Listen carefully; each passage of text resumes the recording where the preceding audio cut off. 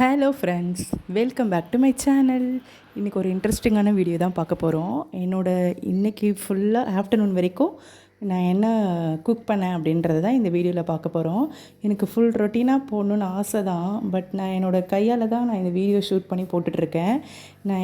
அதனால் எடிட்டிங் ரொம்ப பெருசாக இருக்கும் அப்படின்றதுனால நான் கொஞ்சம் கொஞ்சமாக தான் போடுறேன். ப்ளீஸ் எனக்கு சப்போர்ட் பண்ணுங்கள்.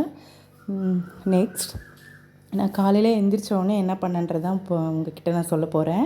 ஸோ காலையில் எழுந்திரிச்சி வழக்கம் போல் கோலெல்லாம் போட்டுட்டேன். ஸோ எப்போவுமே ஃப்ரைடே இல்லை, நாளைக்கு தானே ஃப்ரைடே. ஸோ அப்போ எனக்கு கழுவுனா தான் பிடிக்குமே, விளக்கு தட்டு எல்லாமே.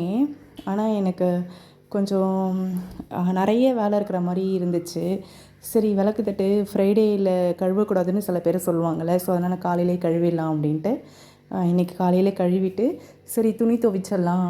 எப்போவுமே டியூஸ்டே ஃப்ரைடேயில் துணி துவைக்கக்கூடாதுன்னு சொல்லுவாங்க அம்மா. அதனால் அப்பையும் நான் நாளைக்கு ஃப்ரைடே துணி துவைக்க முடியாது சொல்லிவிட்டு இங்கே வாஷிங் மிஷினில் துணி துவைக்கலாம் அப்படின்னு போய் பார்த்தேன். என்னோடய கலெக்ஷன் பார்த்திங்கன்னா எவ்வளோ ஆச்சுன்னு சொல்லிவிட்டு. ஸோ டெய்லி இதே தான் ஆகும். 2 days ஒன்ஸ் அவங்க ட்ரெஸ் போடுவேன். அவர் என்ன பண்ணுவார், காசு, பைக்கு கீ கூட, பைக் சாவி கூட அதில் இருந்துச்சு. பார்த்திங்கன்னா இப்படி தான் பண்ணுவார். எத்தனை டைம் சொன்னாலும் கேட்க மாட்டாங்க. ஸோ இன்றைக்கி என்னோடய கலெக்ஷன் அது. இதே மாதிரி உங்களுக்கு ஆகுமா அப்படின்றத எனக்கு கமெண்ட் பண்ணுங்கள். நெக்ஸ்ட், நான் குழந்தைங்களுக்கான வேலையை பண்ணணும்ல. ஸோ போயிட்டு கிச்சன் மேடையெல்லாம் க்ளீன் பண்ணிவிட்டு, அடுப்பெல்லாம் க்ளீன் பண்ணிவிட்டு, நைட்டு க்ளீன் பண்ணி மறுபடியும் காலையில் ஒரு டைம் சோப் போட்டு க்ளீன் பண்ணுவேன். ஸோ அது முடிச்சுட்டு நெக்ஸ்ட் தம்பிங்களுக்கு சுடு தண்ணி சுட வச்சுருவேன். அதுக்கப்புறம் அவங்களுக்கு சத்து மாவு பால் காய்ச்சி வச்சுருவேன். ஆல்டர்னேட்டிவாக தான் கொடுப்பேன். சத்து மாவு பால் ஒரு நாள் கேவுரு கஞ்சி, ஒரு நாள் உளுந்து கஞ்சி, அந்த மாதிரி ஏதாவது ஒன்று அவங்களுக்கு கொடுத்தணும். ஏன்னா அவங்களுக்கு பேபிஸ் இல்லை, அவங்களுக்கு பால் இல்லாமல் இருக்க மாட்டாங்க. அதனால் அதுக்கப்புறம் நான் எப்போவுமே நாள் இட்லி மாவு அரைச்சேன் அப்படின்னா அடுத்த நாள் கண்டிப்பாக கருப்பு இட்லி எங்கள் வீட்டில் செஞ்சுருவோம். அதான் ஸ்வீட் இட்லி. அந்த ரெசிபி நான் உங்கள் கூட ஏற்கனவே ஷேர் பண்ணியிருக்கேன். ஸோ இதுலேயும் நான் அதை ஆட் பண்ணியிருக்கேன், நீங்கள் பாருங்கள்.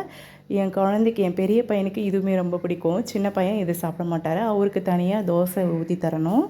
ஸோ நான் இட்லி பண்ணிட்டேன். இட்லி பண்ணதுக்கப்புறமா சரி, இன்றைக்கி தேர்ஸ்டே நான் நான்வெஜ் சாப்பிட மாட்டேன். என் ஹஸ்பண்ட் ரொம்ப நாள் ஃபாஸ்டிங்கில் இருந்தார் இல்லையா. ஸோ இன்றைக்கி என்ன பண்ணிட்டாரு, தெரியாமல் போயிட்டு, தெரியும் வேணும்னே வாங்கிட்டு வந்திருப்பாரு, இன்னும் தெரியல. அவர் சாப்பிடாமல் இருந்ததுனால போயிட்டு இன்றைக்கி 100 rupeesக்கு 100 ரூபாய்க்கு அவருக்கு மட்டும் சிக்கன் வாங்கிட்டு வந்துட்டார். சரி, ஓகே நம்ம பண்ணிடலாம் அப்படின்னு சொல்லிட்டு இட்லி செஞ்சுட்டு, சரி அந்த க்ளீன் பண்ணிவிட்டு செய்யணும். அதுக்குள்ளே ரசம் வச்சுட்டு ஒரு அடுப்பில் சாப்பாடு வச்சுட்டு, சாப்பாட்டில் நாங்கள் உப்பு போட்டு தான் செய்வோம். சாப்பாடு வடிச்சிட்டு ரசம் வச்சாச்சு. அதுக்கப்புறம் அவங்க 3 பேருக்கு தனியாக முட்டை அவிச்சு வச்சாச்சு. அவிச்சிட்டு அவங்களுக்கு அப்புறம் சிக்கன் செய்யணும்னு சொல்லிவிட்டு, மற்ற வீடியோஸ் எல்லாம் உங்களுக்கு சொல்ல தேவையில்ல, நீங்கள் வீடியோவில் பார்த்தோன்னே உங்களுக்கு தெரியும். இந்த சிக்கன் என்னோடய மெத்தடில் நான் எப்படி பண்ணியிருக்கேன்றதை பார்க்கலாம். ஒரு கடாய் வச்சுட்டு அது எண்ணெய் ஊற்றிட்டு தேவையான அளவு பட்டை, கிராம்பு, சோம்பு, அந்த ஏலக்காய் இதெல்லாமே போட்டு பொரிஞ்ச பிறகு ஒரு பெரிய ஆனியனை குட்டி குட்டியாக கட் பண்ணி போட்டிருக்கேன். கூடவே ஒரு சின்ன தக்காளி போட்டிருக்கேன். அது நல்லா வதக்கின பிறகு இஞ்சி பூண்டு பேஸ்ட்டு போட்டு நல்லா வதக்கிக்கணும். இஞ்சி பூண்டு பேஸ்ட்டு போட்டு நல்லா வதக்கின பிறகு மஞ்சள் தூள், கரம் மசாலா நான் ஆட் பண்ணலை. மஞ்சள் தூள், குழம்பு மிளகாய் தூள் ஒரு கரண்டி ஆட் பண்ணியிருக்கேன். ஆட் பண்ணிவிட்டு நல்லா ஃப்ரை பண்ணிக்கோங்க. நெக்ஸ்ட்டு ஒரு மிக்ஸி ஜாரில் கொஞ்சமாக மிளகு, கொஞ்சமாக சீரகம், கொஞ்சமாக சோம்பு, ஒரு சின்ன தக்காளி இது கூட போட்டு அது பவுட்ரு ஃபார்ம் பண்ணணும், வறுத்து பண்ணணும். என்னால் வறுக்க முடியல. இஞ்சி பூண்டு பேஸ்ட்டை அரைச்சிட்டேன். அதனால் நான் என்ன பண்ணிட்டேன், தக்காளி போட்டு அதை ஃபைன் பேஸ்ட்டாக அரைச்சிட்டு அந்த பேஸ்ட்டை இது கூட ஆட் பண்ணிவிட்டு நல்லா கிண்டி விடணும். அதுக்கப்புறம் உப்பு போட்டு நல்லா ஃப்ரை பண்ணுங்கள். நல்லா வதங்கின பிறகு அதில் லைட்டாக தண்ணி ஆட் பண்ணிக்கோங்க. என் ஹஸ்பண்ட் நைட்டு தோசைக்கு வேணுன்றதுனால கொஞ்சமாக தண்ணி ஆட் பண்ணியிருக்கேன். அவங்க ஒருத்தவங்களுக்கு மட்டும்தான். ஸோ நான் அவ்வளோதான், சூப்பரான சிக்கன் கிரேவி ரெடி. நீங்களும் ட்ரை பண்ணி பாருங்கள், கண்டிப்பாக உங்களுக்கு பிடிக்கும். நெக்ஸ்ட் எனக்கு வேறு என்ன பண்ணுறதுன்னு தெரியல. தயிர் இல்லை வீட்டில். ஸோ எனக்கு லெமன் ரைஸ் பண்ணிக்கிட்டேன். லெமன் ரைஸ் பண்ணி நான் சாப்பிட்டுட்டேன். அதுக்கு என்னென்னா ஊறுகாவும், கடையில் வாங்கின ஊறுகாவும், ஒரு சின்ன கிழங்கு ஒன்று இருந்துச்சு, மரவள்ளி கிழங்கு, அது பொரியல் பண்ணி நான் தொட்டுக்கிட்டு சாப்பிட்டுட்டேன். நெக்ஸ்ட்டு 4 மணி ஆகிடுச்சு. காலையில் போட்டு துணியை காய வைக்கவே இல்லை. காய வைக்கலான்னு மாடிக்கு போனால் மண்டையை புழக்கிற மாதிரி அவ்வளோ வெயில் இருந்துச்சு. சரின்ட்டு, ஆனால் எங்கள் வீட்டு மாடியில் அவ்வளோ காற்று வரும். முன்னாடி ஃபுல்லாக ஓப்பன் பிளேஸ் தான், சூப்பராக காற்று வரும். அப்படியே சரி ஓகே நம்ம அடிக்கடி உங்ககிட்ட வீடியோவில் வந்து நான் என் வீடை பற்றி சொல்கிறேன்ல, செடி இருக்குதுன்னு சொல்லிட்டு அதை காமிக்கலாம் அப்படின்ட்டு தான் காமிச்சேன்.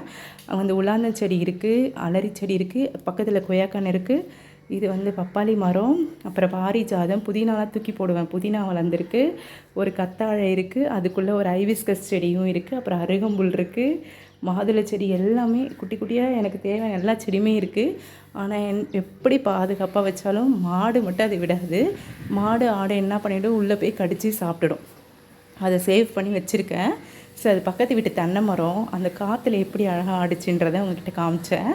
ஸோ இதுதான் எங்கள் ஏரியா வீவு. முன்னாடி இங்கே வந்து அவ்வளோவா இடம், என் வீடு அவ்வளோவா கட்டலை. ஸோ அங்கே ப்ளூ கலர் கேட் போட்டிருக்காங்களா, அங்கே தான் வீடு கட்டுறாங்க.